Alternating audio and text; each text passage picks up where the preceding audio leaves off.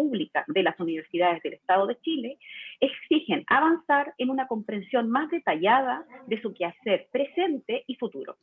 Al respecto, se señala que uno de los propósitos de la universidad pública es formar con un cierto sentido y propósito, planteando en particular la formación ciudadana como uno de los más importantes.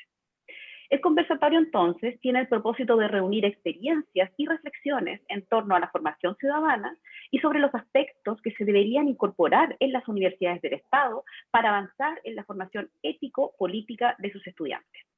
A continuación, el presidente del Consorcio de Universidades del Estado y rector de la Universidad de Chile, don Ennio Vivaldi, inaugurará este conversatorio. ¿Rector? Sí. Oye, muchas gracias. Un saludo muy afectuoso y un agradecimiento a ti y a todos los participantes, ¿ya?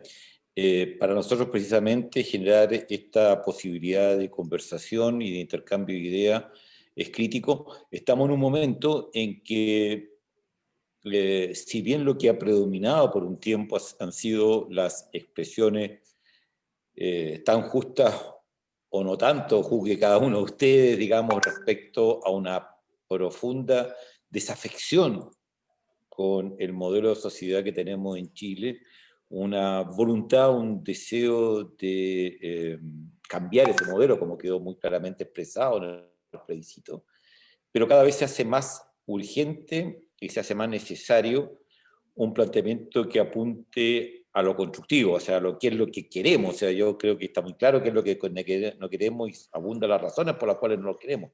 Pero qué es lo que queremos pasa a ser cada día más importante y eso implica ponernos de acuerdo en algunas cuestiones básicas.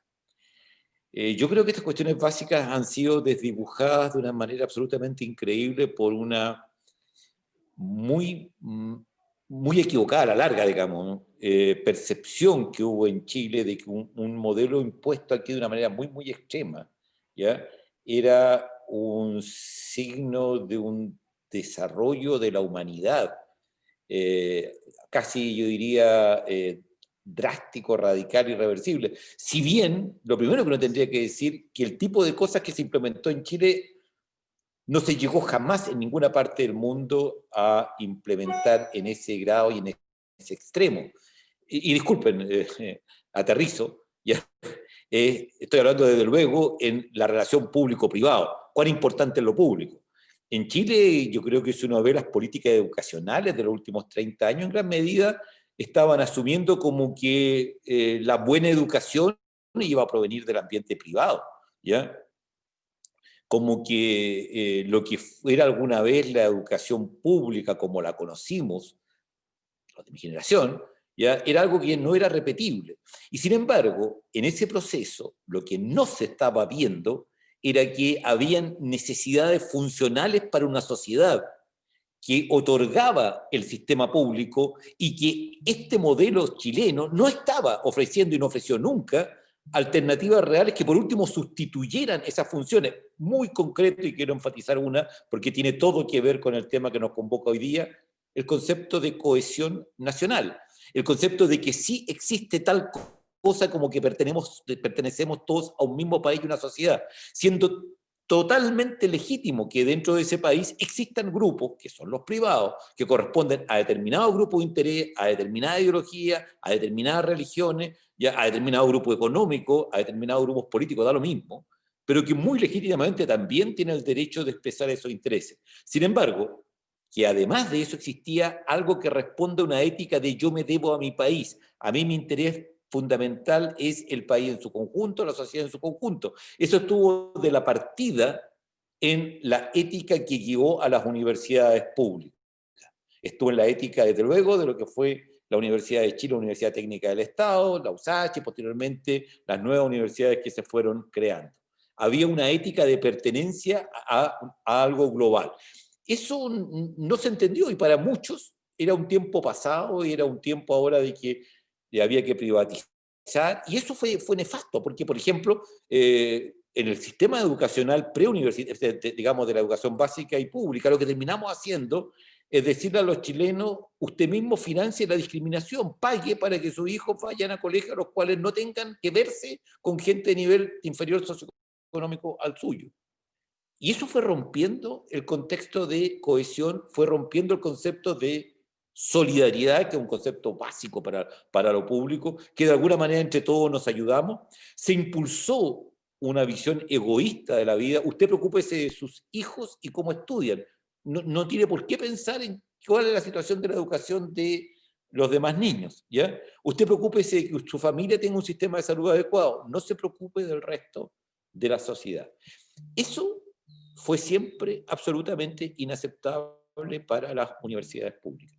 Nosotros agradecemos mucho que la educación pública haya permanecido su heterogeneidad ideológica y la valoramos enormemente. Lo más importante que tiene lo público es que es un espacio de encuentro, un espacio de confrontación leal, de ideas, de puntos de vista, de perspectiva, y es un ámbito en el cual convergen todos los chilenos a hablar de cómo pueden hacer mejor el país.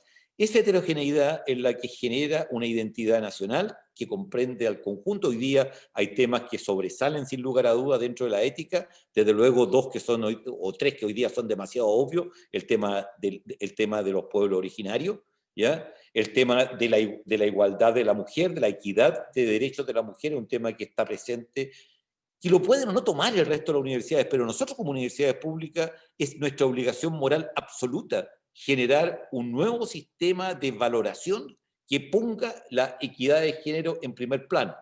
Otros temas son, desde luego, que comprometen a todo el país, los temas medioambientales, entendido que son problemas que hay que abordarlo como humanidad, que la internalización se hace inevitable, la energía, el agua, etc. Entonces, esos problemas que comprometen al país en su conjunto requiere un proceso formativo que entregue esa idea de pertenencia a un país y, por sobre todo, que haya en el proceso mismo la formación de individuos que tienen un ethos.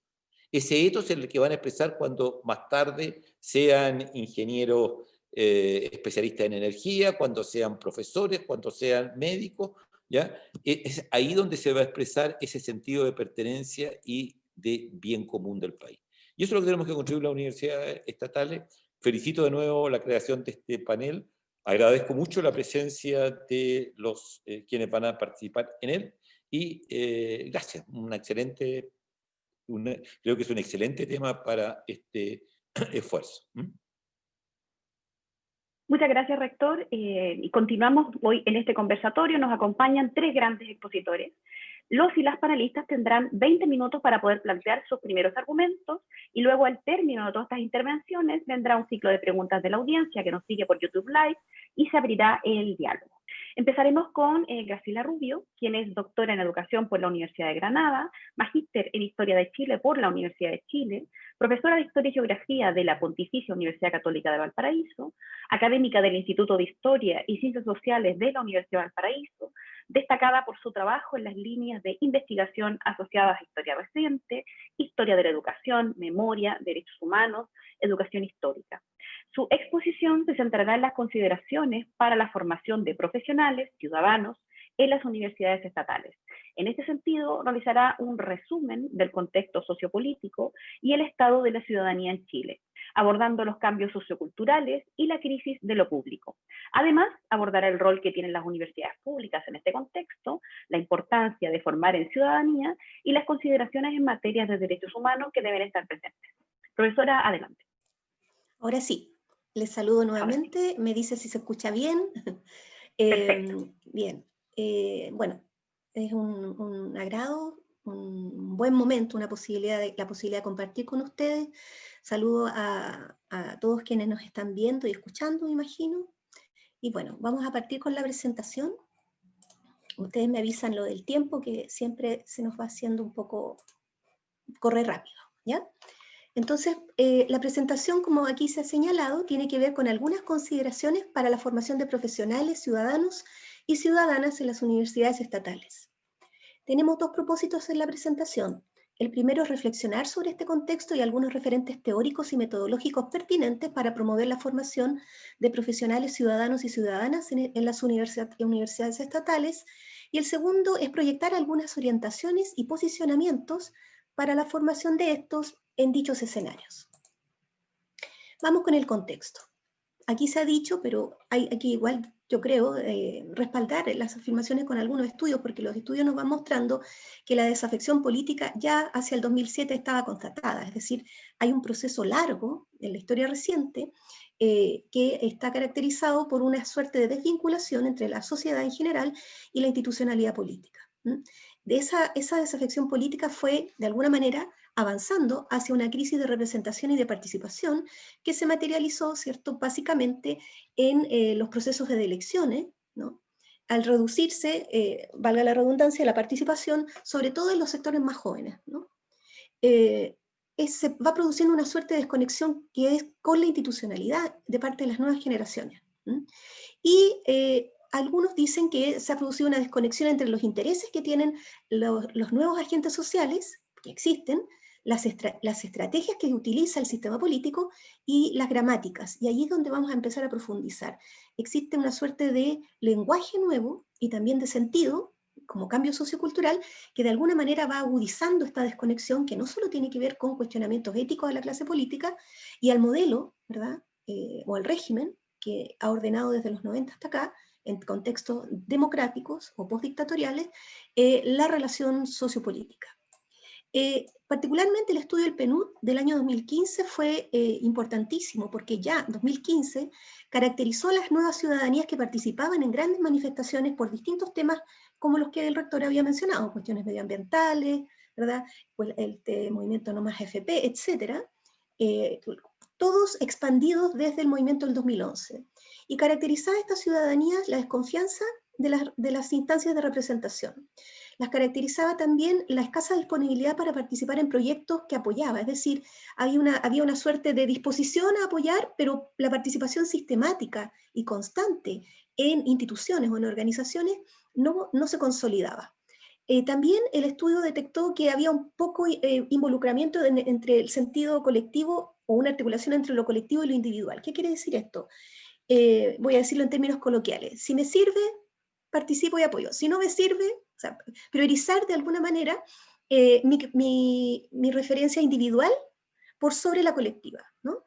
Y otras formas más arraigadas que están en la historia de nuestro país, que tienen que ver con entender que el conflicto o la política de alguna manera no debiera alejarse del conflicto. O sea, como que el conflicto no es parte de las sociedades y que quienes gestionan la política, la clase política, debería de alguna manera reducir el conflicto. Por lo tanto, hay una suerte de evasión de los conflictos. Y por último, y creo yo, la última característica que detecta el PNUD de estas nuevas ciudadanías que salen, ¿cierto?, a marchar, es que cambiaron los límites de lo posible y la legitimidad del sistema.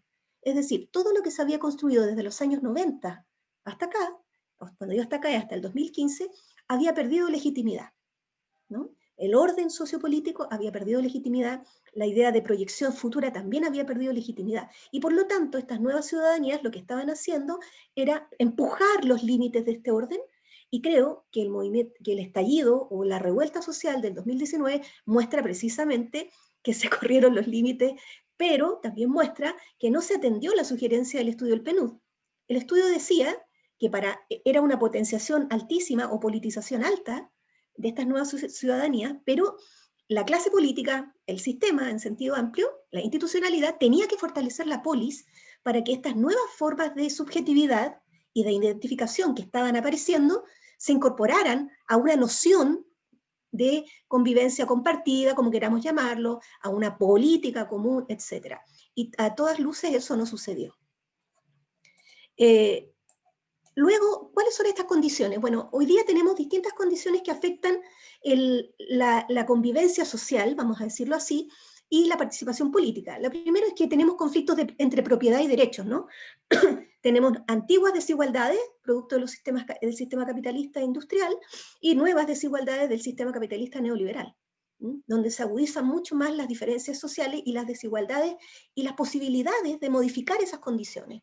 Por otro lado, emerge muy fuerte, según los estudios del INJUV y en otros países también, las juventudes. Ya no se habla de juventud, sino que es un plural, y ese plural, en esa pluralidad, incide mucho la trayectoria vital. Es decir, las juventudes no solo ya se determinan por la edad, o por la posición dentro de la estructura social en términos productivos o no, sino que también por las trayectorias vitales. Son altamente determinantes en la condición de ser joven o no, y cómo estos jóvenes piensan la realidad.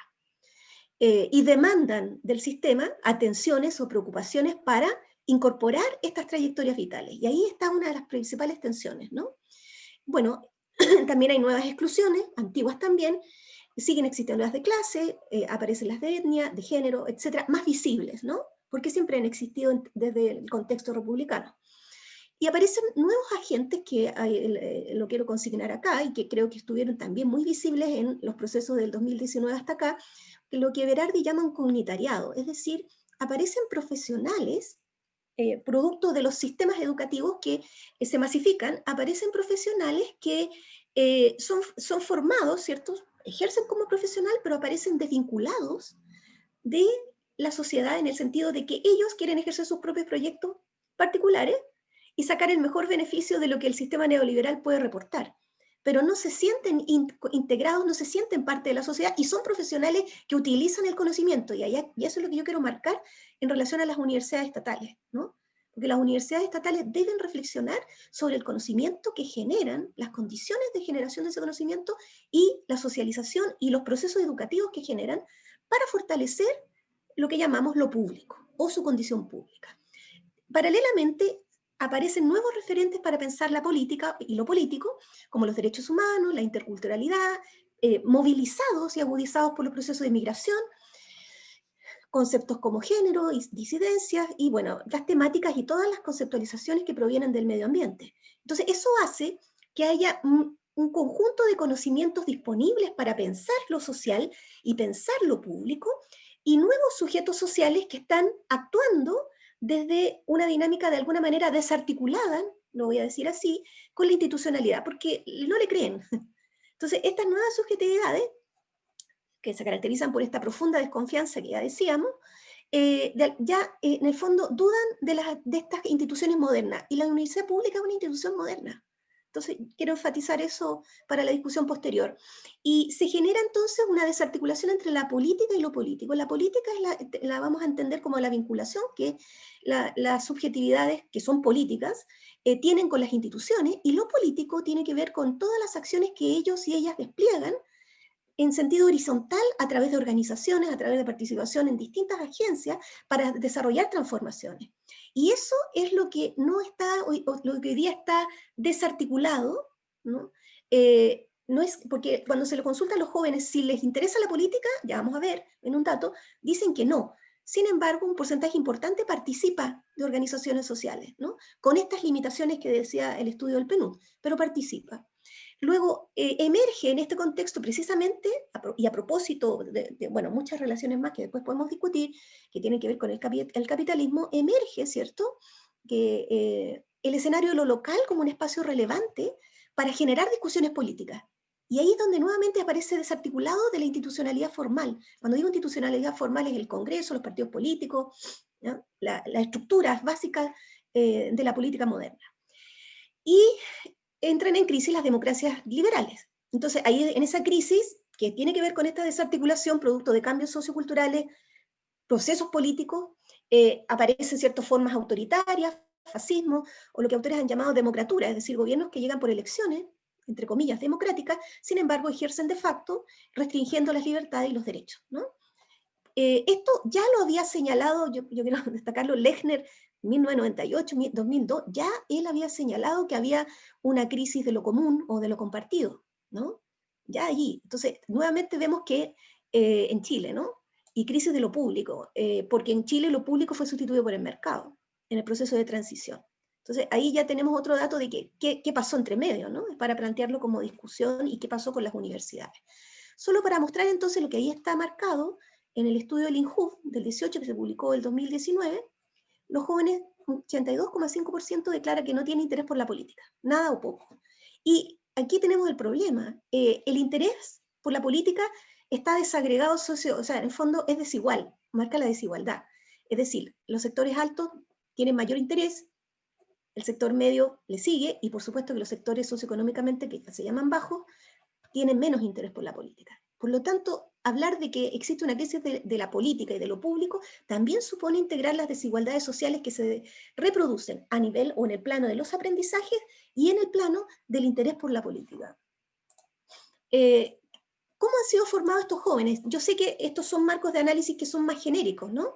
Pero si tuviéramos que pensarlos en general, ¿cierto? Desconfianza de la política, desigualdad en la aproximación en torno a la política y a la valoración de la política, y en términos educativos, uno podría decir que desde los 90 hasta acá, en términos de formación ciudadana, han vivido un proceso de transición que es híbrida, en donde la educación se llamaba educación cívica y pasó a llamarse formación ciudadana, ¿no?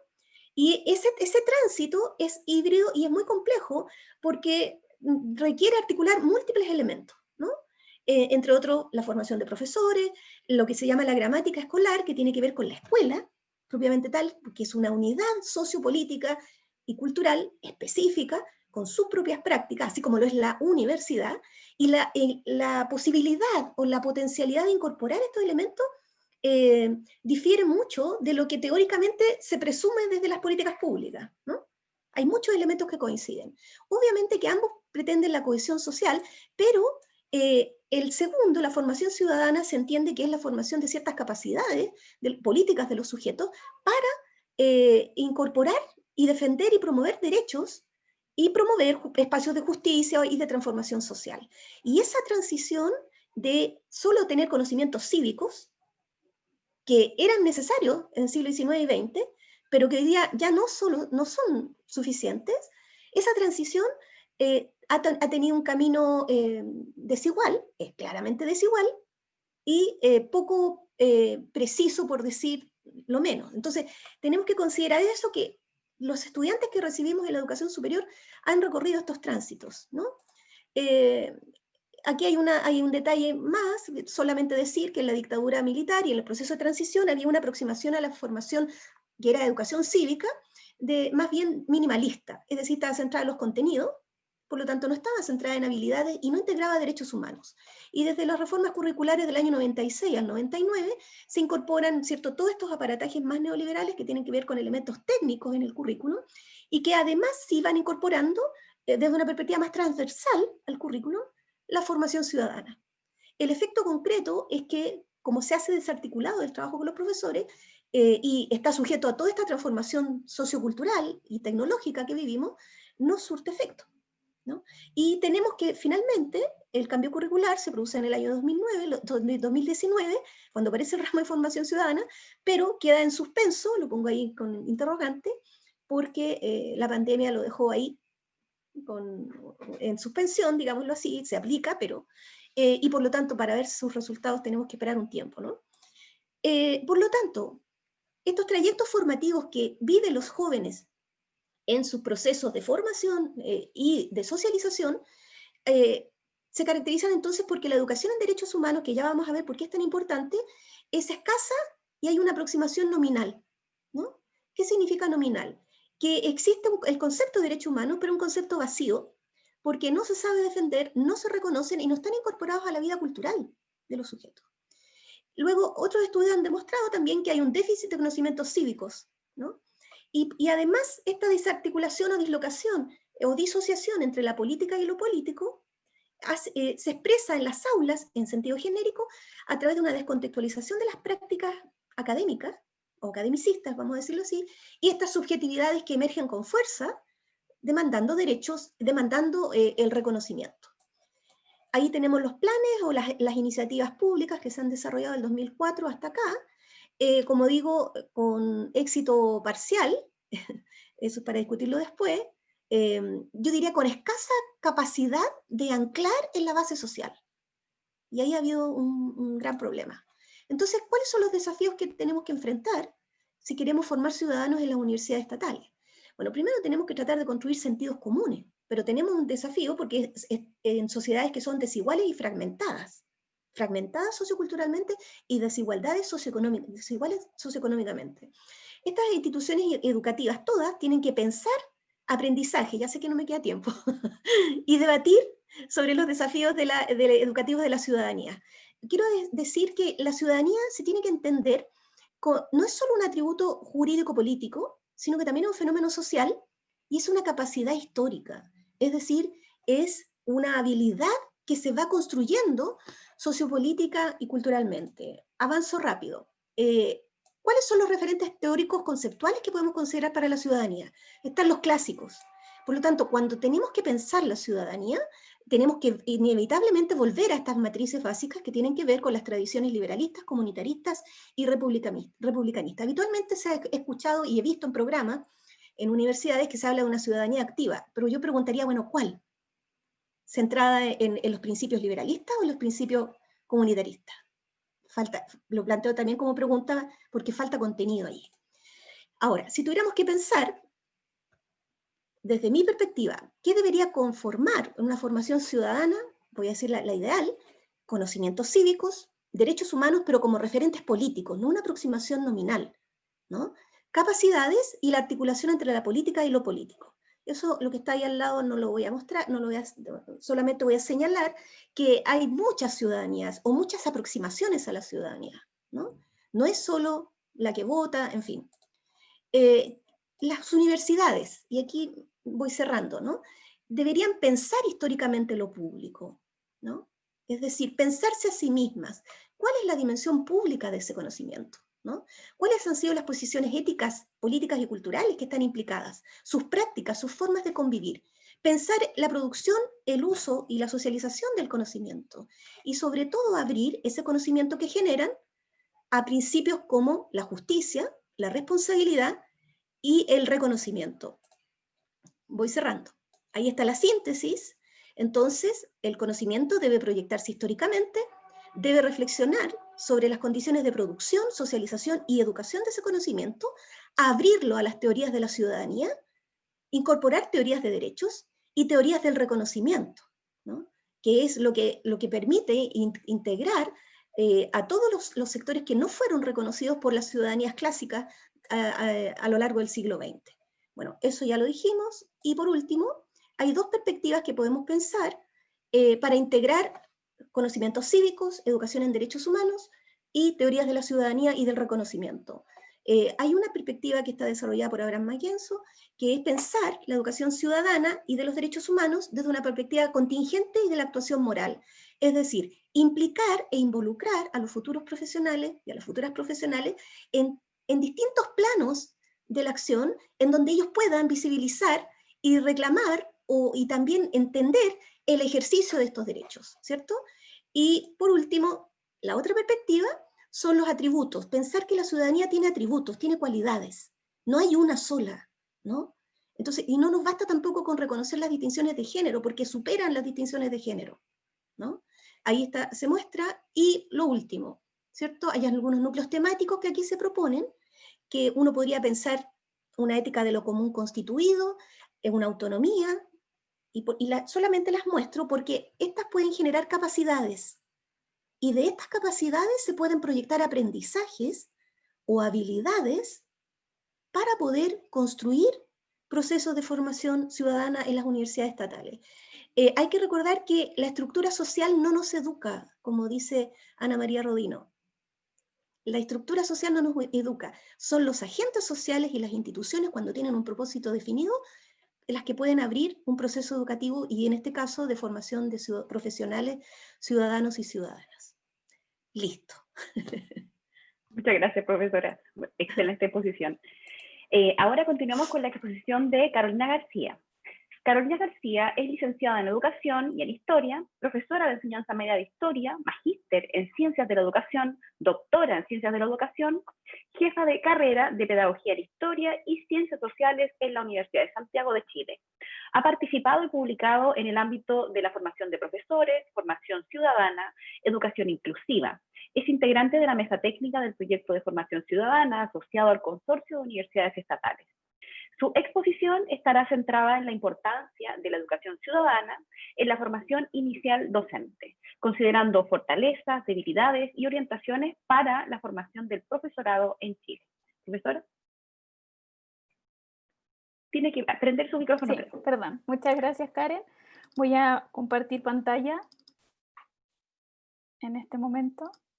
y comenzar la presentación. Bueno, agradecer el espacio que se ha generado para discutir en torno a estas temáticas y como representante de la mesa técnica en formación ciudadana me pidieron que participara en este espacio aportando algunas ideas, orientaciones y conclusiones a las que se ha llegado desde la formación del profesorado en torno a los desafíos que implica incorporar la formación ciudadana en la formación de profesionales para el campo de la educación. ¿Por qué es tan relevante hacer este análisis? Esto responde a que, tal como lo mencionó Graciela en su presentación, la escuela es tal vez la institución más relevante a nivel estatal y nacional respecto a la tarea que se le ha encomendado de contribuir de manera concreta, visible, orientada a formar ciudadanos en nuestro país. Y eso implica que el profesorado, como agente clave de los procesos educativos, debe contar con una preparación que le permita cumplir con esa tarea que se le ha encomendado a la institución escolar. En ese sentido, preguntarnos y reflexionar sobre cuál es el rol que tiene la formación ciudadana en la formación inicial docente se hace clave y además entrega luces o orientaciones, vías, caminos para poder ver de qué manera estas experiencias que se han desarrollado en las carreras de pedagogía podrían extenderse hacia otros espacios formativos, hacia otras carreras dentro del espacio universitario. En ese sentido, tocaremos 4 temas hoy día. En primer lugar, ¿en qué consiste la formación profesional docente en el desarrollo de la educación ciudadana en América Latina? Luego analizaremos las fortalezas que tiene la formación ciudadana en la formación inicial, así como también sus debilidades. Y finalmente, concluiremos con algunas orientaciones para fortalecer la educación ciudadana, tanto en la formación inicial docente como en los espacios universitarios en nuestro país. Quiero comentarles que lo que voy a compartir con ustedes a continuación es una síntesis de 2 estudios que se han desarrollado en el último tiempo. El primero de ellos es un estudio desarrollado el año 2017 al alero de una propuesta de ORELAC UNESCO, en el que se hizo un análisis comparado sobre las características de la formación inicial docente y la presencia de la formación ciudadana en ella en 6 países de Latinoamérica, complementado con una investigación más local que se ha desarrollado desde el año 2018 hasta la fecha respecto a cuál es la presencia que tiene la formación inicial docente, que tiene la formación ciudadana en la formación inicial docente de las carreras de pedagogía en historia, geografía y ciencias sociales en las universidades chilenas. Para comenzar, lo primero que me gustaría destacar es que existe una estrecha vinculación entre la formación inicial docente y la evolución que ha experimentado la educación ciudadana en América Latina. Graciela ya tocó parte de esa temática durante su presentación y a mí solo me gustaría enfatizar que efectivamente durante los últimos 30 años a nivel mundial y particularmente a nivel latinoamericano se ha ido produciendo una renovación de lo que se conocía tradicionalmente como educación cívica para avanzar hacia lo que hoy día denominamos educación ciudadana. Eh, los procesos de democratización que se han ido desarrollando en América Latina, el fin de los gobiernos dictatoriales, los esfuerzos por establecer gobiernos democráticos han transformado a la educación ciudadana en una prioridad dentro de las políticas públicas a nivel regional. Y en ese sentido, esto ha ido acompañado de una renovación de la forma de concebir la educación ciudadana, conscientes de que ya la educación cívica por sí misma no basta.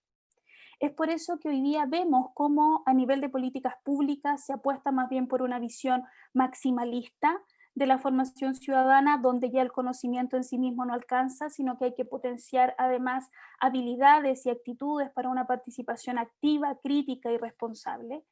Y además se ha asumido que la experiencia de formar ciudadanía debe ser transversal a la experiencia escolar, porque aun cuando es muy necesario tener un espacio concreto en la propuesta curricular que visibilice la formación ciudadana, que entregue la alfabetización democratizadora que nos permite una participación efectiva, es muy difícil formar ciudadanos críticos, activos y participativos si eso no se experimenta a lo largo de la trayectoria escolar. Y en ese sentido asistimos hoy día, tanto a nivel nacional como regional, a una renovación de la educación ciudadana que se ha ampliado no solo en la presencia curricular, sino que también en los focos desde los cuales se aborda. En ese escenario, la investigación ha puesto de manifiesto que el profesorado tiene un rol clave, pero un rol paradójico, porque efectivamente nos muestra que el profesorado es un eslabón decisivo y trascendental en las posibilidades concretas que tienen los espacios escolares de ofrecer oportunidades formativas para el desarrollo de las competencias ciudadanas. Un profesorado bien preparado y comprometido con esta tarea tiene impactos sumamente positivos en el estudiantado.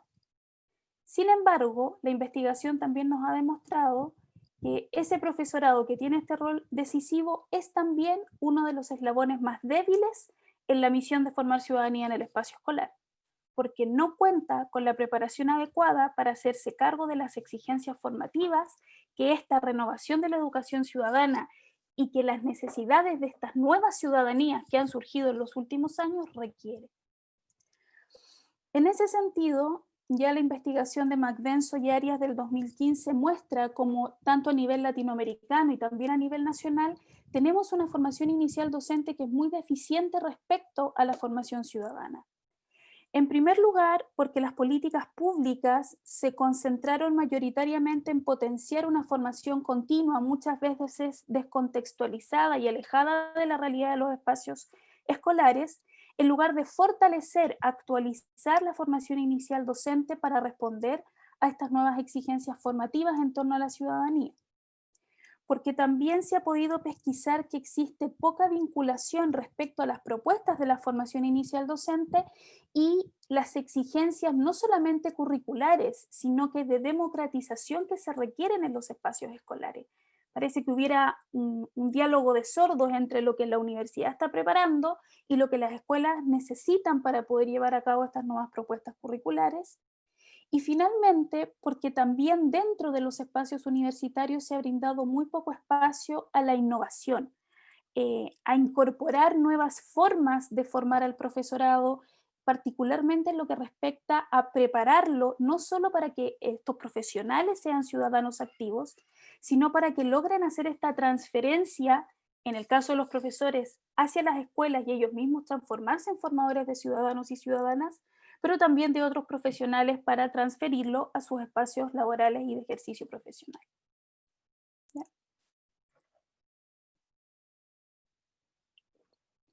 Ahora, a pesar de eso, hay fortalezas dentro de la formación inicial docente que nos permiten tener optimismo y abren una luz de esperanza de cómo ir potenciando estos espacios de formación ciudadana dentro de las carreras de pedagogía y que son comunes a nivel latinoamericano. La primera de ellas es que efectivamente las propuestas educativas de formación del profesorado se posicionan desde un compromiso con la democracia y la justicia social.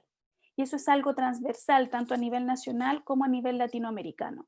Efectivamente, tenemos la visión de que la formación del profesorado tiene que posicionarse desde estos dos pilares, es decir, promover experiencias educativas democráticas e inclusivas que avancen en esta meta de alcanzar la justicia social en sociedades tan desiguales como las que nos caracterizan. En ese sentido, sin duda, la relevancia que ha adquirido la formación ciudadana en la política pública es una fortaleza. Y es una fortaleza que se ha hecho patente a través de las múltiples reformas educativas que se han impulsado durante los últimos 30 años, en las definiciones de las leyes generales de educación, en los planes de desarrollo educativo a futuro que se han gestionado tanto a nivel de la UNESCO, a nivel regional, como dentro de los propios equipos ministeriales a nivel nacional, y por supuesto en todos los procesos de reforma curricular que han ido visibilizando y ampliando la presencia de la formación ciudadana. Asimismo, tenemos el desarrollo de toda una línea de política pública orientada hacia el fortalecimiento de la formación inicial docente. Se ha avanzado en la región hacia la terciarización de la formación inicial. Por ejemplo, son cada vez menos frecuentes las escuelas normales y de existir se consideran ya instituciones de educación superior y no de educación secundaria. Se han desarrollado de manera profunda sistemas de desarrollo profesional docente orientado a mejorar las condiciones laborales del profesorado y a fortalecer sus procesos formativos. Y por supuesto, todas las políticas de aseguramiento de la calidad, la creación de estándares y marcos para la buena enseñanza que son relevantes a nivel de la formación ciudadana porque efectivamente le han dado un espacio visible. si hoy día vemos cuál es el mandato que existe para la elaboración de los estándares de formación ciudadana que ya llevan mucho tiempo en carpeta, ya vamos para el tercer año de reelaboración de estos estándares, a pesar de que todavía no contamos con ellos, efectivamente la formación ciudadana tiene un rol clave dentro de la propuesta y van a tener que ser incorporados, por lo tanto, en los planes de estudios de las carreras de pedagogía de acuerdo a los lineamientos curriculares que dichos estándares van a dar. Además, todo esto enfocado desde un énfasis en metodologías activas y participativas, que era precisamente uno de los énfasis que hacía Graciela también en su presentación. En segundo lugar, se puede observar que hay un esfuerzo por dar presencia a la formación ciudadana en los planes de estudio de la formación inicial docente. En el estudio que hizo Real UNESCO, efectivamente vemos que la formación inicial, la formación ciudadana tiene presencia en los cursos de educación primaria, en los planes de estudios de educación primaria y en los planes de estudios de las carreras de Historia, Geografía y Ciencias Sociales primordialmente. Es ahí donde se concentra. Su presencia en otras disciplinas de la formación docente todavía es muy escasa y se tiende a concentrar en estas áreas.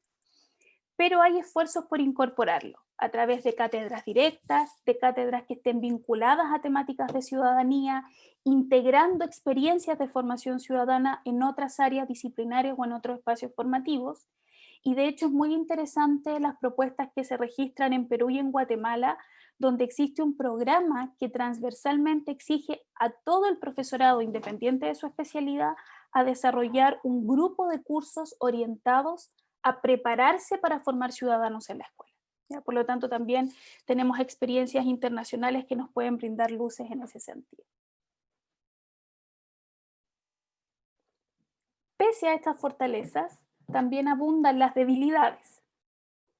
Y una de las principales debilidades es la desigualdad que existe precisamente en las experiencias formativas, tanto a nivel latinoamericano como dentro de nuestro país. Hay universidades que tienen un claro compromiso y que han incorporado de manera consciente en distintos niveles la formación ciudadana en sus planes de estudio, en tanto que hay otras experiencias formativas donde la presencia es prácticamente nula. Existen importantes brechas formativas. Hay una heterogeneidad de propuestas que responde a las características neoliberales que tienen las experiencias de formación universitaria tanto a nivel nacional como internacional, y depende del énfasis del modelo educativo, del interés de las instituciones formadoras si se incorpora o no la formación ciudadana. Existe un profundo distanciamiento de las exigencias curriculares que deben abordar los profesores y profesoras en la escuela respecto a sus experiencias formativas. Y esta situación es bastante crítica en países como Perú, Argentina y también en nuestro país. Parece que no conversara lo que el profesor y profesora van a tener que enseñar en la escuela con lo que se les está enseñando en el espacio universitario. Y finalmente, y que es una de las principales debilidades y de las que es más urgente atender, tiene que ver con las carencias formativas que los formadores de profesores tienen para preparar a los futuros profesores en esta tarea. En general, quienes se hacen cargo de formar o de los cursos que existen de formación ciudadana en los planes de estudio de las carreras de pedagogía son especialistas en derecho, son historiadores o especialistas en filosofía, pero que tienen muy pocas herramientas para poder formar a estos profesores en la tarea de tener que ser ellos mismos a futuro formadores de ciudadanos y ciudadanos en la escuela. Y eso hace necesario y con urgencia abordar esta temática. ¿Ya? Por otro lado, la presencia que tiene la formación ciudadana a nivel latinoamericano y también nacional es su marcado enfoque teórico y centrado exclusivamente en la alfabetización. Prácticamente los cursos que existen están abordados desde la teoría del derecho o desde una perspectiva teórica, con muy poca vinculación hacia espacios didácticos o prácticos que efectivamente le permitan al profesorado desarrollar las competencias para ellos ser formadores de ciudadanos y ciudadanas. Esta realidad que se presenta a nivel latinoamericano también se presenta a nivel nacional. En nuestro país actualmente tenemos 26 carreras, nos vamos a centrar en las carreras de Historia, Geografía y Ciencias Sociales, porque son las que tienen por mandato curricular y ministerial, las que tienen que hacerse cargo de la formación ciudadana en la escuela, así está establecido en nuestro currículum. De las 26 carreras que existen actualmente, el 84 de ellas presenta un modelo concurrente, ¿ya? Es decir, tiene una formación paralela de la disciplina y la pedagogía, pero también tenemos carreras donde primero se estudia la licenciatura y luego la pedagogía. De estas carreras, la presencia de la formación ciudadana tiene las siguientes características, Tiene las siguientes características. Hay dos carreras del Consejo de Rectores que incorpora el concepto de ciudadanía, perdonen, no sé qué le pasó a esto, enloqueció, que incorporan el concepto de ciudadanía en su denominación de la carrera, es decir, profesor de historia, geografía y educación cívica, ya, incorporan esta denominación. Hay dos carreras que incorporan la importancia de formar al profesor para que forme ciudadanos en la escuela en la descripción de la carrera. 9 de ellas incorporan alguna competencia o indicador del perfil de egreso vinculado a la formación ciudadana y 23 de ellas incorporan espacios de formación ciudadana en sus planes de estudio. Esto quiere decir que aún tenemos 3 carreras donde no existen espacios concretos durante la formación inicial docente para formar ciudadanía. Esto es solo para mostrarles cuál es la relevancia que tiene la formación ciudadana en los planes de estudio en nuestras universidades. La verdad es que los cursos, cátedras directas o vinculadas que existen representan entre el 1 y el 2% del plan de estudio. En la mayoría de las instituciones es una asignatura que tiende a abordarse desde una perspectiva teórica. Hay algunas experiencias, algunas universidades que tienden a tener un poco más de asignaturas de esta naturaleza, pero no todas son obligatorias. Incluso en aquellas carreras que tienen la denominación de educación cívica, la presencia es muy precaria, ¿ya?, de estos espacios formativos. Y en general, tal como podemos ver aquí, la mayoría de estas asignaturas son semestrales, son de carácter obligatorio, pero de carácter teórico. Actualmente existen solo 2 carreras de pedagogía en nuestro país que incorporan cursos de didáctica para la formación ciudadana. Es decir, que están preocupados de generar una formación que le enseñe a nuestros profesores y profesoras cómo enseñar ciudadanía en la escuela. Y eso es alarmante, eso es sumamente preocupante. En ese sentido, y a partir de esta experiencia, estas investigaciones y otras experiencias que se han desarrollado nos permiten llegar a las siguientes conclusiones sobre qué orientaciones podemos dar para fortalecer la formación ciudadana en la formación inicial, pero también en otras carreras de la universidad. En primer lugar, hay orientaciones a nivel institucional. ¿Ya? Es necesario incorporar los lineamientos sobre formación ciudadana que están definidos en los estándares para la formación inicial docente de una manera clara y explícita. Bueno, esto porque va a estar asociado a la acreditación de las carreras y la verdad es que nos vamos a ver en la obligación de incorporarlo, pero además porque efectivamente es necesario para responder a las exigencias del sistema escolar en la actualidad.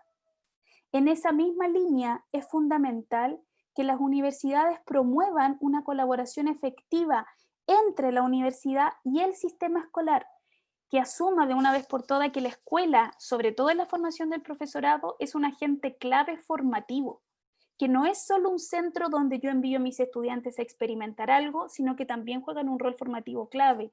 Y en ese sentido es necesario generar una propuesta de trabajo colaborativo que permita superar esta brecha curricular que existe hoy día desde una perspectiva problematizadora. En segundo lugar, a nivel académico, a nivel del profesorado, de los académicos que forman profesores y profesionales en general, es necesario promover espacios de desarrollo profesional que mejoren y fortalezcan, por un lado, la disposición a incorporar espacios de formación ciudadana en su práctica docente, pero también que les entregue las herramientas que les permitan mejorar esta calidad en torno a esos desafíos. Porque hoy día efectivamente los formadores de profesionales, no solo de profesores, sino de que profesionales en general, no cuentan con las herramientas necesarias para hacerse cargo de esta tarea. Y en ese sentido también es muy importante integrar y fortalecer el desarrollo de líneas de investigación orientadas a mejorar esas experiencias formativas, a mejorar el ejercicio en el aula, a mejorar las experiencias de metodologías activas que efectivamente potencien la formación ciudadana en el espacio universitario. Y por último, a nivel curricular, tanto de la formación inicial docente como de las carreras que en general se imparten en nuestras universidades, es necesario abordar la formación ciudadana desde una perspectiva mixta. Es necesario contar con una o unas asignaturas específicas que la visibilicen. Es muy importante hacerlo, que tengan presencia. Sin embargo, esto no va a tener el efecto que queremos que tenga si además no lo integramos en las distintas líneas disciplinares a través de experiencias activas, democráticas, participativas, donde efectivamente entendamos que es necesario el ejercicio ciudadano en el proceso de formación profesional, y si no lo integramos desde esa perspectiva de manera transversal a la experiencia formativa, tanto en términos valóricos como didácticos. Tal como en la escuela no podemos formar ciudadanos activos y críticos que no experimentan esa propuesta, esa experiencia formativa, no podemos pretender formar profesionales que tengan un compromiso, una responsabilidad ciudadana y una orientación a la transformación social si no experimentan durante su trayectoria formativa espacios concretos para esa participación. En segundo lugar, es necesario expandir las dimensiones desde las que se aborda la educación ciudadana, y en eso coincido con Graciela. Hay que superar esta idea de que la alfabetización es lo único que tenemos que hacer. Hay que superar las visiones tradicionales de la ciudadanía. La visión liberal, comunitarista y republicana ya no son suficientes. Es necesario hacernos cargo de las nuevas formas de ciudadanía que están emergiendo, comprender que el camino quizás ya no está en cómo adivinar la forma más adecuada de volver a la línea representativa tradicional, sino que construir nuevos espacios de participación ciudadana. Y en ese sentido, las universidades, sobre todo del Estado y desde su rol público.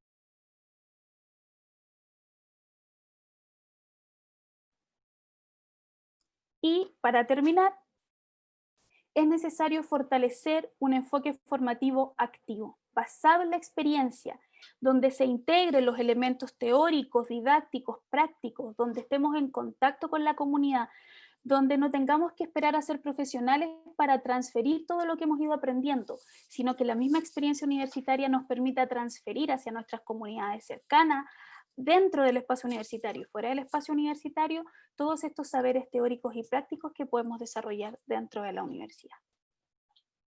Eso. Muchísimas gracias. Muchísimas gracias, Carolina, por tu excelente presentación. Y finalmente, contamos con la exposición de Marcelo Carrasco. Marcelo Carrasco es trabajador social, magíster en investigación participativa para desarrollo local, director del Magíster de Salud Pública Comunitaria y Desarrollo Local y director del programa del Internado Rural Interdisciplinario, académico del Departamento de Salud Pública de la Universidad de la Frontera. Su exposición dará cuenta del trabajo territorial y comunitario como escenario de aprendizaje y formación, y esto en el marco del proyecto PIRI, Proyecto de Internado Rural Interdisciplinario, donde él es coordinador. Profesor, adelante.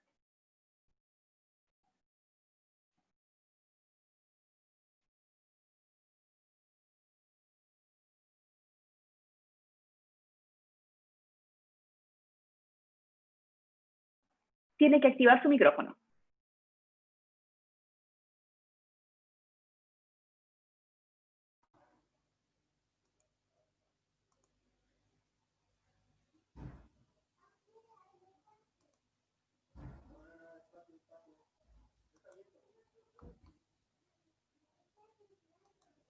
Disculpen, me había apresurado a compartir la pantalla, olvidando. Bueno, buenas tardes a todos y todas. Muchas gracias por permitir participar en este espacio, ¿ya?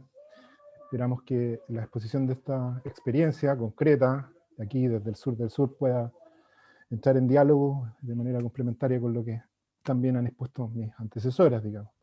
Esta exposición trata de una experiencia específica, ¿ya? Que ya acumula 29 años de vida, que es la del Programa Internado Rural Interdisciplinario PIRI, ¿ya? Que gira en torno a la formación de profesionales con pertinencia y compromiso con una salud pública comunitaria, desde este espacio también particular, y entendemos trascendental, que es la universidad pública y regional. Un poco la estructura de la presentación, desde el contexto, las nociones de universidad que tenemos, alusiones a principios, hasta llegar a la experiencia propiamente tal, nuestro aprendizaje desafíos-conclusiones, ¿no? Primero, ¿dónde estamos? ¿Desde dónde nos ubicamos? Y voy a retirar bastante, desde una experiencia concreta y desde un territorio. Ese territorio es la Araucanía, el territorio ancestral del Gualmapu, ¿ya? Este territorio postergado, que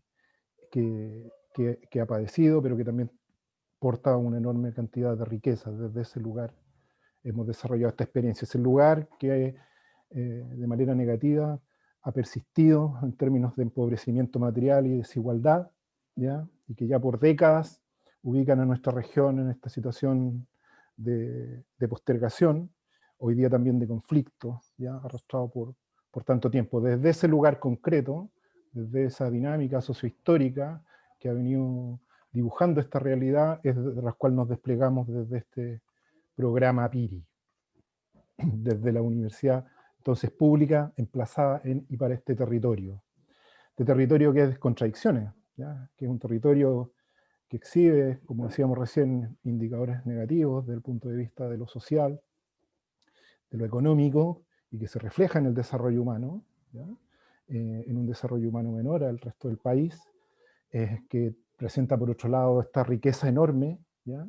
Que significa el ser portador de esta tradición, historia, de constituir un territorio ancestral, del pueblo mapuche en particular, del Gualmapu, del Gulumapu, a este lado de la cordillera, ¿ya? Pero al mismo tiempo, ya ser el espacio donde se establece un enclave económico significativo, junto a probablemente la actividad salmonera, la segunda economía del país, ¿ya? Capaz de superar crisis como la subprime del 2008, y que es la economía forestal, la economía básicamente de los monocultivos forestales, ¿ya? Donde se produce riqueza, pero se vive en pobreza. En este lugar, donde tenemos esta también triada de articulaciones en torno al quehacer universidad, donde esta sociedad nos presenta estas necesidades humanas no satisfechas, pero que al mismo tiempo nos impone que lo miremos a través de satisfactores que integren los distintos espacios del vivir y del sentir de las personas, donde las instituciones a veces los abordan de manera más bien desintegrada y donde persistimos de alguna manera en una universidad que no integra, digamos, las disciplinas y en consecuencia las profesiones para la comprensión de estas complejidades que nos desafían en estos territorios. Es una diapositiva de por ahí por los años 90, ¿no? Temprano en los 90, de Jaime Serra Canales, el espíritu, corazón, mente del programa PIRI, médico salubrista, que vivió su exilio en Costa Rica y que arribó por allá por el año 87-88 de vuelta al país y se insertó en la universidad. Ahí él develaba cómo esta salud ya se hacía necesaria a partir de los cambios demográficos y epidemiológicos, generando entonces ciertas necesidades, digamos, nos desafiaba a una formación de profesionales pertinente para enfrentar esas realidades, ¿ya? Después de 29 años nosotros decimos que mantenemos ese compromiso con hacernos cargo de conservar, mejorar y proyectar esta experiencia interdisciplinaria de hacer universidad pública y estatal en el territorio. Como decía Jaime Serra, ¿no? Esta es mi universidad, lo decía en un periódico El Insular, allá en Chiloé. Esta es mi universidad como yo la quiero, sin murallas, en medio de la gente, con y para la comunidad. Esto fue el año 2004, en Chiloé. Nuestra idea de universidad, la que nosotros, en la cual creemos desde nuestro programa, desde nuestra experiencia, que nace en el Departamento de Salud Pública, que proyecta después a todas las carreras de la Facultad de Medicina, Odontología y a otras carreras de la universidad, otras facultades. Entendemos esto como dice Pablo González, ¿no? La universidad no queremos en singular, sino que la que se necesita es lo plural, la que proporciona soluciones armónicas entre las partes e impulsa el desarrollo de la verdadera democracia, ciencia, tecnología y humanismo. La que compromete una acción que articula el saber académico, científico, con el saber vivencial, aplicando metodologías clásicas, pero también desbordándolas, considerando, comillas, nuevas epistemologías, encontrándose con políticas públicas, pero también para analizarlas y criticarlas creativamente, que cuestiona los indicadores de gestión que determinan el proyecto de universidad contemporáneo, ¿ya? Y chileno en particular, que bloquea la observación y compromiso con los indicadores que muestran la realidad social, económica y ambiental, ¿ya? La universidad, entonces, que promueve la construcción de una ciudadanía y una democracia, esperemos, de alta intensidad crítica, con visión de emancipación, ¿ya? Reflexiva. Nuestros principios son el respeto a la diversidad, la inclusión, comunes a, diríamos, las declaraciones que en general las universidades están realizando y los consorcios universitarios plantean. Creo que es muy importante centrarnos en el compromiso social, ¿ya? Distanciándonos de la noción de responsabilidad social capturada por el marketing universitario impuesto en estos años, ¿ya? Así como que también la educación es un derecho y que el conocimiento es público, colectivo. Bueno, el PIRI. Dicho sea de paso, PIRI, en mapudungún, quiere decir como un poco disociado, ¿no?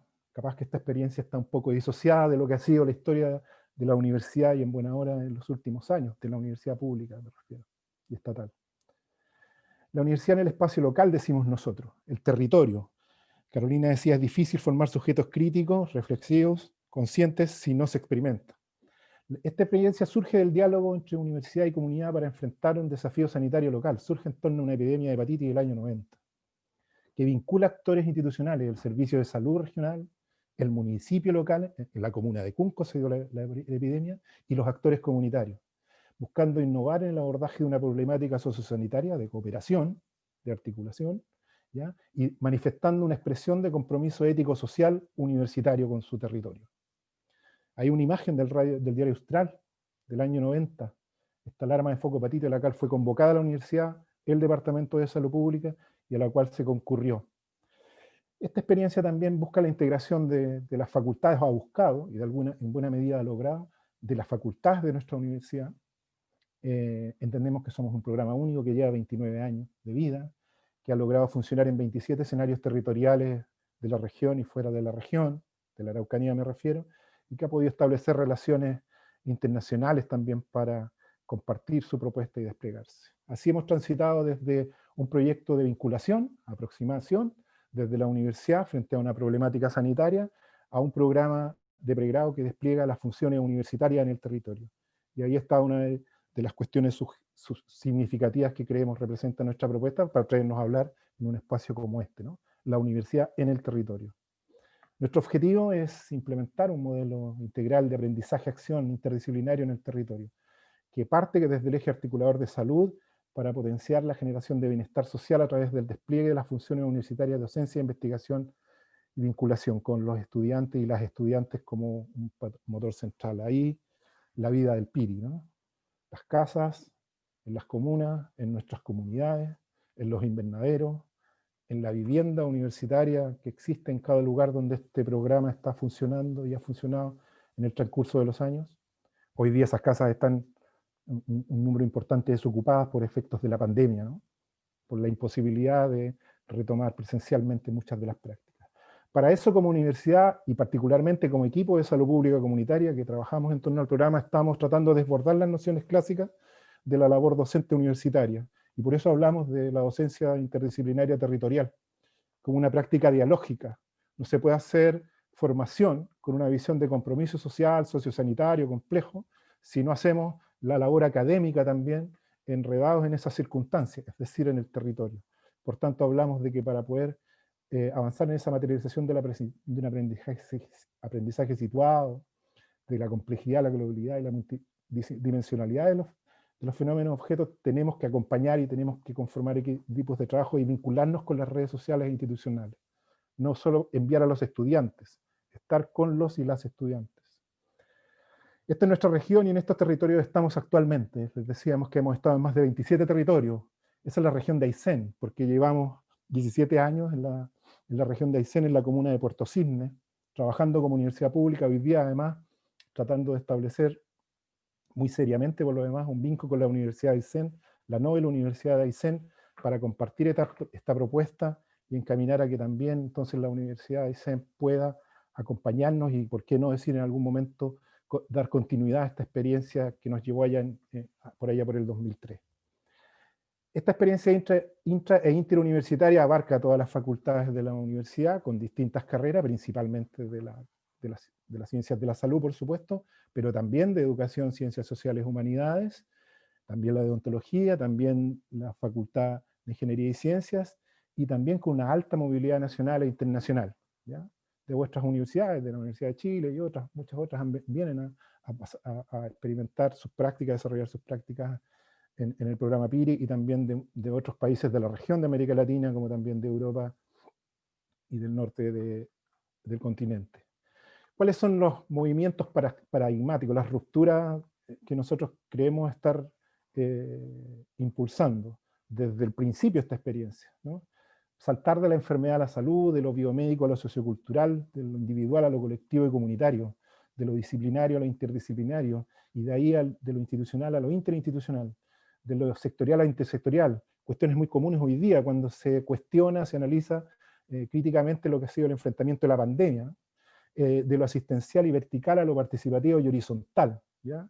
Dejar de mirar desde el altruismo, el mesianismo, la acción universitaria cuando se enfrenta al territorio y se emplaza en el territorio. Pasar sobre todo de la alta complejidad tecnológica hospitalaria como valor a perseguir, a entender que la complejidad sociocultural de la sociedad humana tiene que ser un objeto para atender el fenómeno de la salud, enfermedad y cuidado. Nuestras estrategias son partir de a poco, respetando culturas locales, formando equipos interdisciplinarios, planteando el territorio como un ámbito geográfico complejo, a favorecer la participación comunitaria y la construcción participativa, equilibrar lo asistencial, lo promocional y lo preventivo, privilegiar alianzas como la salud y educación, enfoque la determinación social, recuperar el saber popular, ¿ya? Y sobre todas las cosas, vivir en la comunidad como parte de la comunidad. Eso hacen nuestros estudiantes y nuestras estudiantes.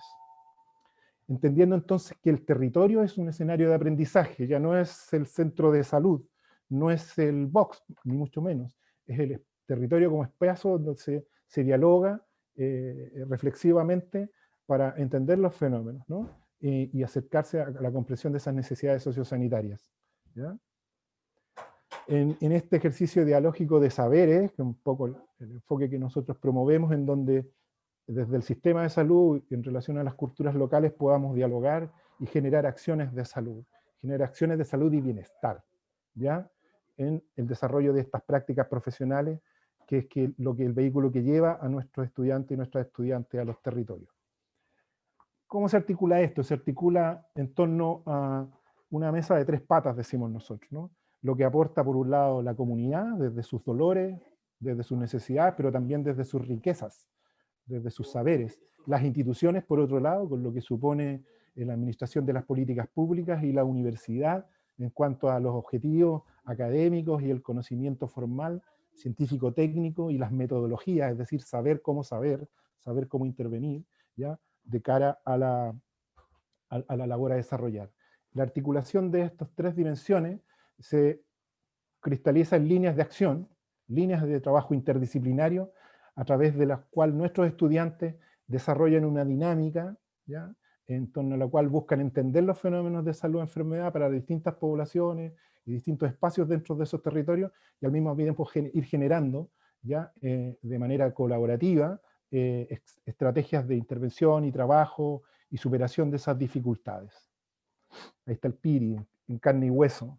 Nuestros estudiantes con población estudiantil, escolar, de un territorio. Ese es Cañete, en la región de Biobío, ¿ya? Para eso hacemos promoción y educación de salud en las salas de espera, en los colegios, en las radios locales, ¿ya?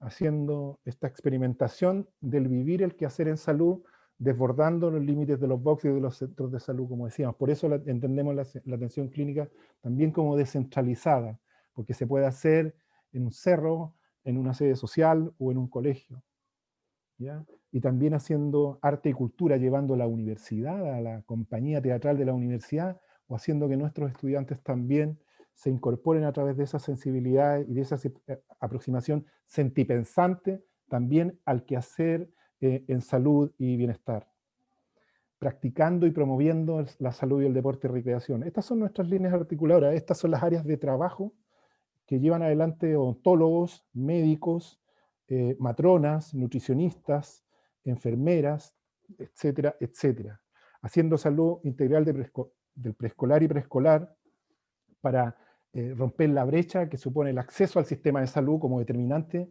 social de la salud, ¿ya? Y favoreciendo que los proyectos de vida de cada uno de esos niños y esas niñas ojalá pueda materializarse. Ahí hay una experiencia, una concienciación que este programa está promoviendo y busca alcanzar desde el punto de vista de ciudadanizar a los profesionales de la salud, ¿ya? Por otro lado, el salud y el medio ambiente, el rector Vivaldi hacía mención a lo importante, al alcance de sociedad en su conjunto, de humanidad que tiene esta dimensión. También, ahí en concreto, no en abstracto, es la aproximación a este tipo de materias tan relevantes para la civilización humana, ¿no? Nosotros decimos que adherimos a la consigna de este refrán ancestral chino campesino, ¿no? Si lo oigo lo olvido, si lo veo me acuerdo, si lo hago lo aprendo. Tengo que estar en contacto con los actores de nuestra comunidad, en este caso mapuche, ¿ya? Desde una actitud de respeto, de ser parte, de vivir en esos territorios, de conocer respecto de esa densidad cultural y de todas esas particularidades, para poder en consecuencia después entrar en un diálogo intercultural, ¿ya? No quedarnos en la noción del multiculturalismo, que coexistimos, sino que entrar en esa configuración compleja que significa relacionarse con lo distinto, entendiendo que, como decíamos al principio, queremos transitar desde lo monocultural a lo intercultural, a lo pluricultural, o trabajando en la salud ocupacional, o con la población de personas mayores, ¿ya? Como desafío hoy día epidemiológico, sociodemográfico tan relevante. Abordar nuestra realidad de desastres y emergencias, nosotros como territorio, pero como país en general. Y así, con la discapacidad, la inclusión, etc. ¿Cómo hacemos esto? Lo hacemos con sinergia, lo hacemos, como decimos nosotros acá, cooperándonos entre instituciones no provistas de muchos recursos, como instituciones pobres, decimos también, ¿no? Entre una universidad regional y municipios, fundamentalmente, también con algunos servicios de salud, a través de convenios que permiten la subsistencia de este programa, que ha permitido durante 29 años la subsistencia de este programa, dándole además haciéndonos cargo del bienestar estudiantil, aquello perdido en alguna medida a propósito de la mercantilización de la educación superior, ¿no? Nuestros estudiantes viven en los territorios, viven en casas por los cuales no tienen que pagar nada, porque son recursos que gestionamos, que provee la universidad, pero que en gran medida también nos proveen nuestros municipios, ¿ya? ¿Qué limitantes desafiaron y desafían? Y hablando de la universidad, esta universidad estructurada en base a disciplinas y no en base a problemas complejos, donde sigue predominando la cultura disciplinaria, donde de departamentos complejos para disciplinas, distintas disciplinas, hoy día estamos en una regresión de crear una escuela tras otra, ¿ya? Entendiendo escuela por profesión y separando, ya ni siquiera simbólicamente, físicamente también, ¿ya? El diálogo entre las distintas instancias universitarias. Creemos que todavía desafía esta noción de hospital de alta complejidad, ¿ya? Esta noción hospitalocéntrica que se ha cuestionado, insisto, por el manejo de la pandemia. Estamos hablando de algo que estamos experimentando hoy día. Valorado casi como un lugar excluyente, donde se entrega la formación, digamos, ¿ya? A veces y muchas veces descontextualizada de la vida real. Nuestros estudiantes de las prácticas profesionales recién empezaron en agosto, septiembre a llegar a algunos lugares de manera presencial. Han estado al margen del manejo de lo que ha sido el enfrentamiento de la pandemia, ¿ya? Yo hace poco escuchaba que se mencionaba a propósito de esta segunda ola que nos puede venir, que los becados, inclusive los estudiantes internos podían participar en el enfrentamiento y deberían participar. Pues bien, desde aquí, de este rincón del sur, sufríamos en la frustración de que eso no pudiese ser también desde una etapa temprana. A estos profesionales que están terminando este año les van a preguntar qué hicieron durante la pandemia. Probablemente la respuesta va a ser que estuvo trabajando a través de Zoom. Bueno, escasa motivación ni compromiso profesionales de la salud por ejercer en zonas distantes, una dificultad importante, ¿ya? Esto de aspirar a ser especialista de éxito, que es muy marcado además en la carrera de medicina. Esos son limitantes que nos desafiaron, que dieron origen de alguna manera a esto como motivación, a esta propuesta que hemos desarrollado, pero que también nos siguen desafiando. Aquí no me voy a detener en todo, pero sí señalar esto de que algunos aciertos de aprendizaje hemos recuperado, destacar la importancia de la mirada territorial, de romper con el mesianismo, de que debemos integrarnos en ejercicios dialógicos a través de la participación en las dinámicas comunitarias, ¿ya? Validar en el fondo este proyecto también dentro de la propia institución universitaria es importante. Tenemos que avanzar hacia cambios curriculares a nivel de las distintas carreras, promover un posgrado también que entre en sintonía con una continuidad para la construcción de una masa crítica después de que esta ciudadanía gestada en la formación profesional se canalice también después en el quehacer profesional y de ahí de alguna manera trascienda a los cambios que necesita nuestra sociedad. Esas son algunas casas del PIRI. Son sencillas, son humildes, porque nuestra realidad social, ¿ya?, de nuestro territorio es esa, ¿ya? Nuestros estudiantes van a vivir a la comunidad como vive la comunidad, ¿ya? Y viven juntos, se autorregulan, ¿ya? No tenemos ningún tipo de resguardo particular, viven con personas que les acompañan, mujeres de esos territorios, que son las encargadas de acompañarles en el funcionamiento de esas casas. Este programa también ha tenido un hijo. El año 2009 nació la Maestría de Salud Pública Comunitaria y Desarrollo Local, ¿ya?, que ha procurado ser entonces ese espacio de continuidad, ya que un número muy importante de quienes han cursado esta maestría, ¿sí?, que son sujetos que han vivido la experiencia del programa PIRI. También se ha proyectado y tenemos una experiencia que desde el año 2014 funciona en el departamento de Nariño, en el sur colombiano, ¿ya?, con quienes nos hemos hermanado y con quienes hemos venido trabajando durante estos años, experiencia que surge a partir de la presencia de estudiantes de allá y también de la presencia nuestra para compartir nuestras propuestas a posterior a esas visitas. Pero también hemos procurado un diálogo latinoamericano sobre la importancia de la implicación de la universidad en el medio, no en esta importancia, decía yo, altruista, mesiánica, ya solo de trabajo voluntario, sino que de cumplimiento de las funciones universitarias en el territorio, de darle ese sentido a la universidad de manera concreta, a través de la docencia, por ejemplo, en las prácticas profesionales, a través de la producción de un conocimiento pertinente, ¿ya? Y a través de una vinculación creativa, ¿ya?, que ofrezca espacios para las sociedades civiles locales para también sentirse parte de la universidad estatal, que se supone, y queremos entender siempre que es de todo. Esa es una imagen de un encuentro en Guatemala a mediados del año pasado, en la cual el cual nos tocó promover y en el cual fuimos partícipes también, y que esperamos, cuando tengamos, si tenemos posibilidades el próximo año, cumpliendo nuestros 30 años, poderlo conmemorarlos con un segundo encuentro latinoamericano acá en Temuco. Muy sintéticamente, a esto aspiramos, a que las funciones universitarias se den en el territorio, dar posibilidad de ciudadanizar a través del ejercicio comprometido de la formación profesional, en este caso en las prácticas, pero también de ciudadanizar la labor académica, porque estas funciones también tienen que ser cumplidas por los académicos. Mis antecesoras hacían mención a esta necesidad de quienes formen, cuando hablaron de derechos humanos, por ejemplo, aquí lo hemos discutido también, ¿no? Hay que formar a los formadores, a quienes forman en derechos humanos, ¿ya? Y esa es una labor pendiente y creemos que experiencias como esta permiten, o esta mirada más bien diría yo, permiten adentrarnos en prácticas concretas que ayuden a eso. Jaime Serra era un hombre de alocuciones, era de esa generación. Y yo tomé esto de una de sus tantas alocuciones cuando inauguramos Casas Piri con los municipios o otro tipo de iniciativas. Esa imagen es en la Casa de Cunco, casa emblemática de nuestro programa.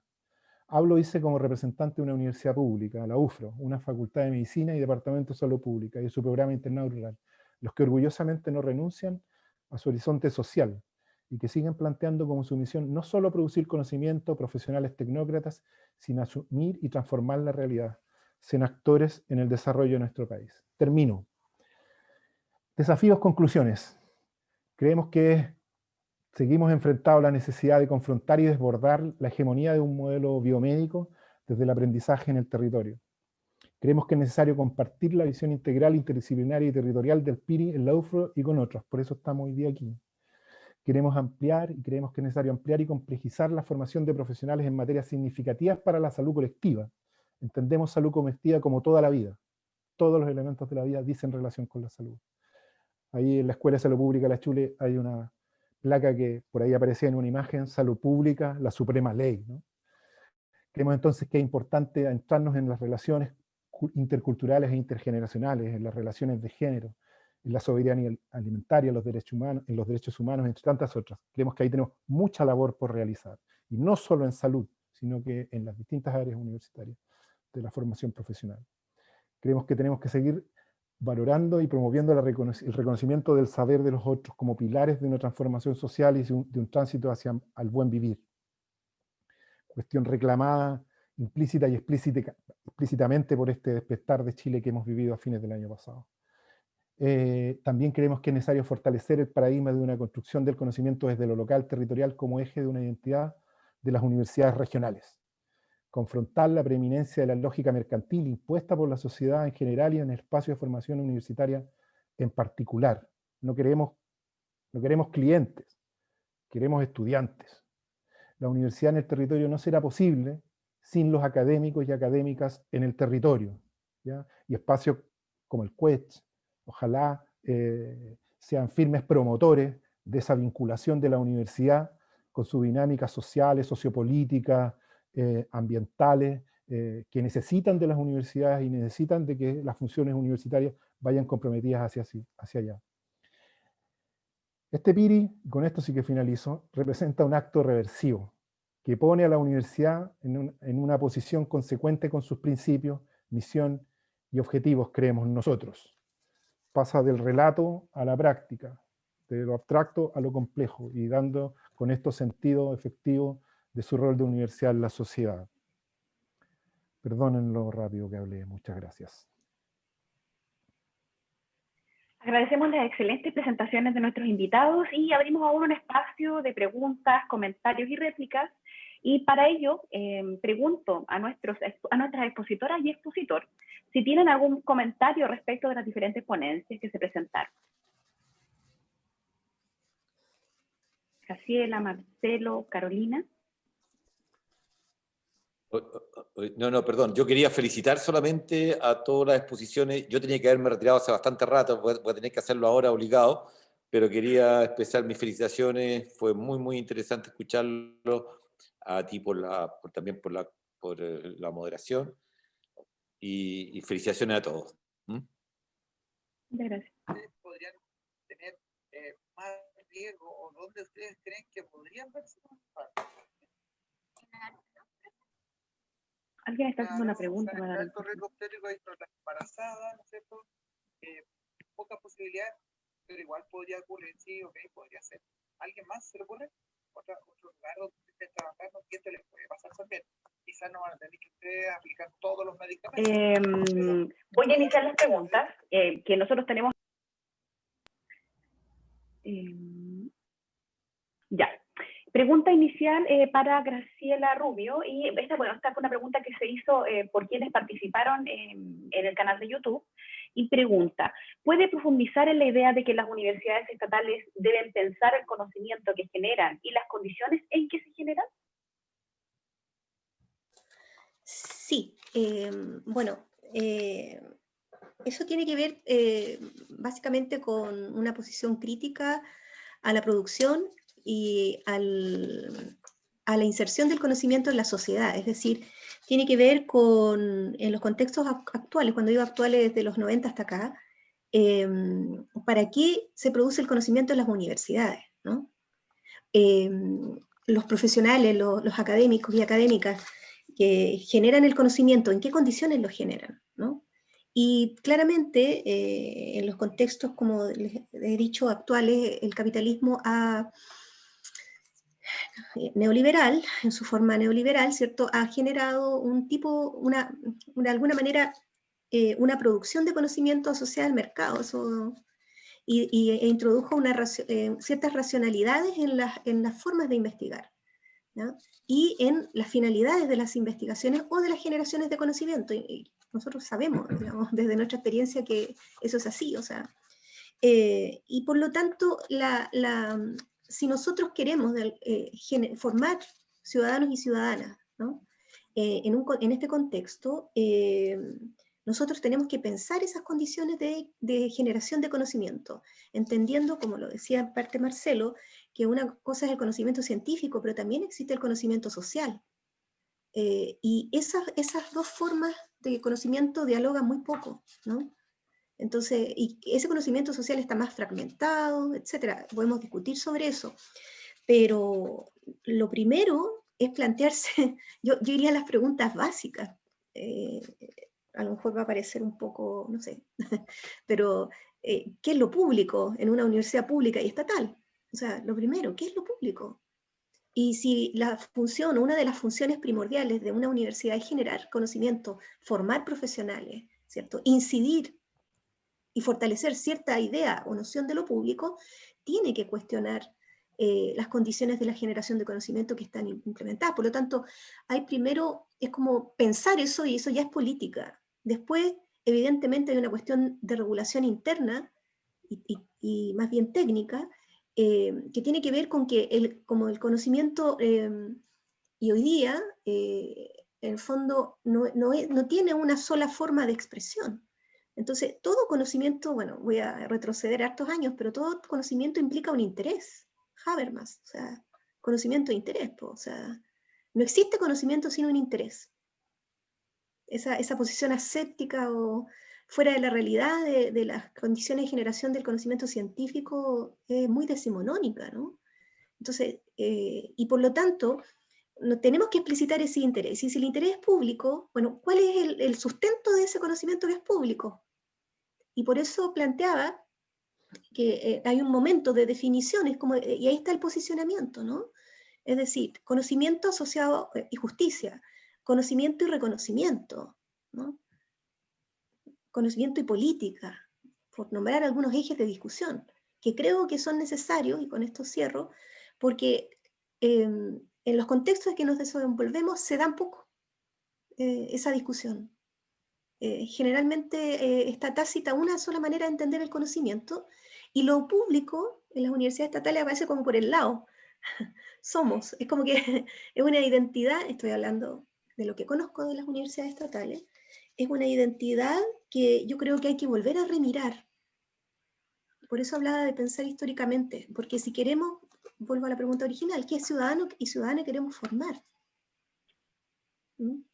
Son preguntas básicas, pero yo creo que hay que volver a ellas, porque hay mucha historia y muchos procesos entre medio que no han sido todavía reflexionados o decantados, ¿no? O sea, salir un poco de la incomodidad y avanzar un poco hacia la propuesta y a la reflexión primero y a la propuesta, pensando conocimiento e interés y con las nuevas perspectivas sociales y teóricas que nos movilizan para proyectarnos. No sé si con eso... Muchas gracias. Totalmente, muchas gracias, Graciela. Para otra pregunta que anotamos de quienes están asistiendo, para Carolina García, pregunta, ¿la formación ciudadana que indica la profesora, ¿se puede proyectar al mundo universitario? Formación ciudadana a la que yo hago alusión, sí, se puede. Al parecer. Sí, al parecer. Se puede proyectar a nivel universitario. La verdad es que la labor de ser agentes ciudadanos responsables y comprometidos con la transformación social es algo que se puede transferir a cualquiera de los campos del quehacer profesional. Acabamos de ver, ¿no es cierto?, cómo Marcelo nos comenta desde el área de la salud cómo esto se hace carne y se hace vivencia cotidianamente. La propuesta se analiza particularmente desde las pedagogías porque es el área profesional que ha estado más vinculada o de manera más explícita a este tipo de formación. Pero efectivamente abordar una propuesta formativa donde la educación ciudadana se visibilice curricularmente y se incorpore en espacios de participación y ejercicio democratizador dentro de los espacios formativos debería transferirse a todas las carreras de la universidad, no es solo propio de las pedagogías. Efectivamente, y esto en particular tiene que ver, tomando un poco con esta idea de cómo se define el conocimiento desde lo público que acaba de tomar Graciela, las universidades públicas tenemos una responsabilidad social determinada y que debe estar orientada hacia la construcción de sociedades más democráticas y justas, y por lo tanto de profesionales responsables, críticos, que contribuyan en esa transformación. Y en ese sentido es necesario entregarles herramientas formativas, no solo desde lo conceptual, sino que también desde las competencias, lo actitudinal y lo valórico para que eso lo puedan transferir en su ejercicio profesional. Gracias, Carolina. Y tenemos dos preguntas para Marcelo. Una primera pregunta es, ¿qué estrategias o lineamientos deberían guiar el trabajo territorial y comunitario universitario para que se transforme en una práctica formativa y no asistencial? Y una segunda pregunta, ¿Es la descentralización un camino para fortalecer la identidad de las universidades regionales? A ver, bueno, gracias por la pregunta. Primero yo creo que un elemento sin duda es establecer alianzas con los actores del territorio, no aterrizar en el territorio, ¿ya? Desde esta noción de alguna manera, desde la soberbia que pueda representar la presencia universitaria en el territorio. Disculpe si soy un poco coloquial para hablar en esta parte, digamos, pero me ha tocado estar en distintos espacios de discusión al interior de nuestra universidad y con otros colegas, y es recurrente ver que tiene que ver con esta construcción de universidad-empresa, de alguna manera, que ha devenido en el transcurso de estos años. Se generan unidades al interior de estas universidades obligadas a autosubsistir, a autosustentarse, y que en gran medida lo hacen a través del ejercicio de labores de consultoría, ¿ya? Entonces se generan ahí compromisos de corto plazo, ¿ya? Instrumentales, en donde el actor universitario lo que está obligado a construir es una respuesta a la solución de un problema que cuesta mucho que esto sea efectivamente así en la práctica por la complejidad de los problemas que, por ejemplo, se dan en el ámbito económico, educativo, sanitario, ¿ya? Y no así en pensar en un pacto con el actor local, entiéndase municipio u otras organizaciones emplazadas territorialmente. Yo creo que ahí hay una clave para que esto efectivamente deje de ser efímero y pueda ser permanente, ¿ya? Estas alianzas territoriales, este pacto con el territorio, ¿ya? Nosotros llevamos más de 20 años en algunos territorios, ¿ya? Reproduciéndonos anualmente a partir de la evaluación que hacen nuestras contrapartes del quehacer de nuestros estudiantes, de ese trabajo interdisciplinario, que queremos que sea integral, que desborde el sistema sanitario y se integre a la sociedad de manera más compleja. Creo que ahí hay una clave para poder efectivamente no quedar en una experiencia efímera de presencia, de visita al territorio, ¿ya? De paseo por el territorio, sino que de permanecer y a partir de ahí encarnar ese compromiso con su realidad. Por el lado de la descentralización, yo diría que hay que, este concepto analizado tecnocráticamente, claro que es insuficiente, ¿no? En Chile nos viene hablando de descentralización desde la dictadura, ¿ya?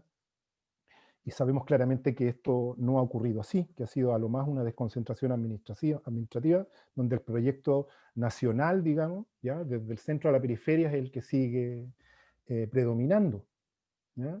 Yo parto en la exposición que acabo de hacer mostrando la realidad de la región de la Araucanía, y que supongo que muchos de quienes están presenciando este encuentro tendrán la suerte de conocer. Es una región de enormes riquezas naturales y culturales, ¿ya? De una conectividad tremendamente importante con Argentina. Somos región de frontera, ¿ya? Pero sin embargo esta es la región más postergada. Yo creo que en gran parte eso se debe precisamente a esta concepción de la periferia al centro que ha tenido la construcción histórica además de Chile. Cuestión que difiere, por ejemplo, de nuestros vecinos, de nuestros poco valorados vecinos, digamos, ¿ya?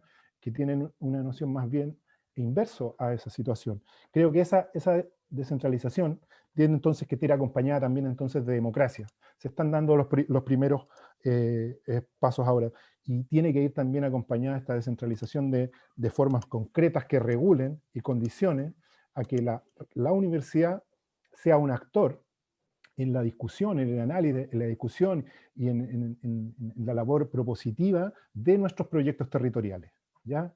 De que no sean solo los parámetros económicos y productivos los que definan, no sé, las áreas en torno a las cuales se configura el ordenamiento territorial de una región para ser explotado en lo forestal, o en lo turístico, o en lo hortofrutícola, sino que hay otras dimensiones también que tienen que ver, por ejemplo, con lo cultural, con lo sociocultural, que tienen que estar en juego. Y ahí nuestra noción deformada del conocimiento hacia, bueno, CONICET, está en la, como ANIT se llama ahora, ¿no? Bueno, es ciencia y tecnología, las humanidades no existen en esos debates, ¿ya? Y yo creo que ahí es donde hay un campo importante que tiene que abrirse también entonces, y que la universidad a través de esos espacios también tiene que ser un actuante en el proyecto territorial, en este caso regional, por ejemplo. Muchas gracias, Marcelo. Tenemos otra pregunta para Graciela. La pregunta es, ¿cómo avanzar el desarrollo de los profesionales ciudadanos cuando la formación universitaria está regulada por el mercado laboral y los sistemas de aseguramiento? Bueno, creo que en parte lo respondí un aspecto en la pregunta anterior, es decir, esto tiene que ver con un posicionamiento y por lo tanto introducir una perspectiva distinta del conocimiento al conocimiento hegemónico, tal cual como aquí se ha señalado, es un posicionamiento que es político y formar ciudadanía es una opción política. Entonces ahí tenemos una disociación. Entonces tenemos lo que nos acontece hoy, ¿no? Estas controles, regulaciones, certificaciones. Por eso yo decía, es como buscar el otro lado del concepto, o sea, la calidad como responsabilidad, no la calidad como rendimiento. O sea, ¿qué definiciones de calidad son las que tenemos? O las que se implementan, ¿cierto? Y efectivamente podríamos pensar en dos opciones, o sea, que venga desde la cúpula, pero eso también sería muy tradicional dentro de las universidades estatales, o sea, sería muy aplicar una política centralizada intrauniversidad estatal, ¿no? ¿Y qué pasa con las comunidades académicas? ¿No piensan? ¿No hacen? Pregunto yo, digamos, como un poco desafiando, ¿no? Entonces, también los cambios se generan con prácticas, a través de las prácticas, pero prácticas, cuando digo son acciones, ¿cierto?, sistemáticas, bien pensadas y fundamentadas, que sabemos que se van consolidando a lo largo del tiempo, no solo a través de una normativa o un instrumento regulatorio. Entonces, evidentemente, tomar una posición de ese tipo es una posición política, que es hacer un corte a las formas hegemónicas del conocimiento que han disociado la política de lo político en la universidad y han disociado lo que es la concepción de una ciudadanía. Y voy a dar un datito más. O sea, siempre lo pongo como ejemplo porque siempre parece como que este presente que vivimos fuera el más complejo. Es complejo, o sea, no lo voy a... Pero cuando, no sé, viendo en Historia de la Educación, la década del 40, hay una cita de un profesor que se planteaba la misma pregunta, pero no en la universidad, en la escuela. Decía, ¿cómo voy a formar a los niños como ciudadanos si esta es una sociedad oligárquica? ¿Cómo lo voy a hacer? Entonces, es como decir, bueno, es como, tenemos formas de expresión de la concentración del poder o ciertas hegemonías, que algunas se mantienen, otras cambian, pero siempre el posicionamiento de querer formar ciudadanía va a ir en contra, salvo que quiera reproducir la sociedad en la que estamos, que es una opción, ¿no? Pero está la otra. Entonces siempre, hay cambios que se generan por leyes, algunos, pero no se sostienen en el tiempo, y los que más se sostienen en el tiempo tienen que ver con comunidades, con prácticas. Solo puedo responder hasta ahí, porque son acciones concretas. Ojalá estuvieran respaldadas por leyes, por regulaciones. Gracias, Graciela.